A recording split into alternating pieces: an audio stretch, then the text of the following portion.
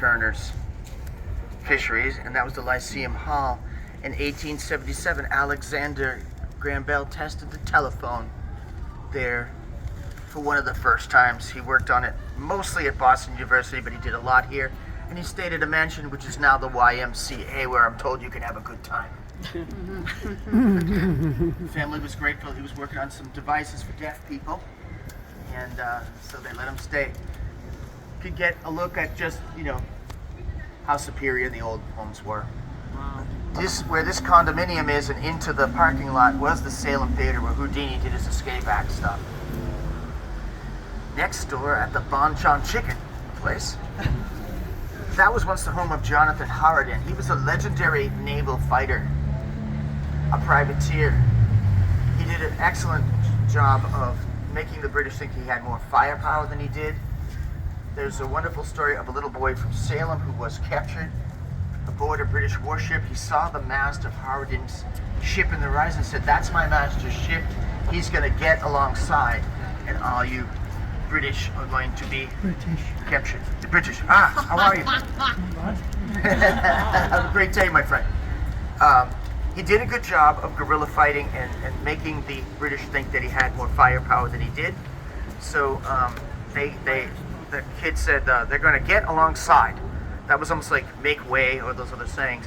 And the idea of whatever captain was crazier, and they bombard or whatever. And he got up over the side and said, "Tear down her colors, I shall sink her." And the British were disappointed because they had 21 guns and he only had 14.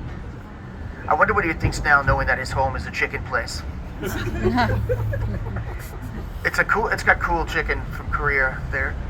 If you get chicken to go, they do have a plaque for him there. So we're gonna go up, and the witch house will be swamped. So I'll tell you guys the decent parts of it. So you'll notice that the roofs are really steep so as to not collect water. They didn't do gutters. The front door has bolts in it. That indicated status power, because those bolts were apparently extremely expensive. They were going to tear down the witch house, and behind it, the Navigator Bodwich's house, but the Salemites got together to stave those historical buildings.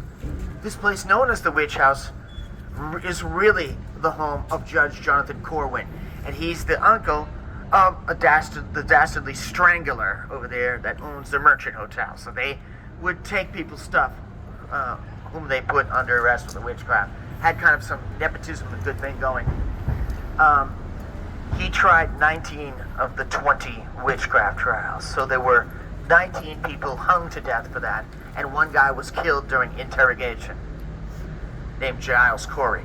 If you walk around town here, you'll hear sometimes tour guides shouting, "More weight!" Because the story was, he was stubborn. He was like, "Oh, more weight." Pile them on him. So, what else about the witch house? Oh, it was the original one. It was built in 1642. And they reconstructed it in 1946. It's a 77% accurate reconstruction. You'd be like, why isn't it 100? Well, I'm told 77 is actually pretty high.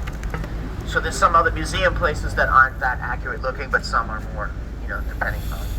It's depicted in the new Hocus Pocus Part 2 in a very different way, though. Maybe more like it looked like. So we'll go down there. Now, here's my plan, guys.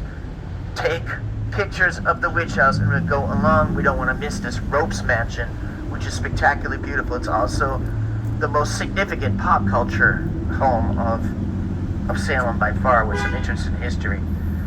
Everybody ready?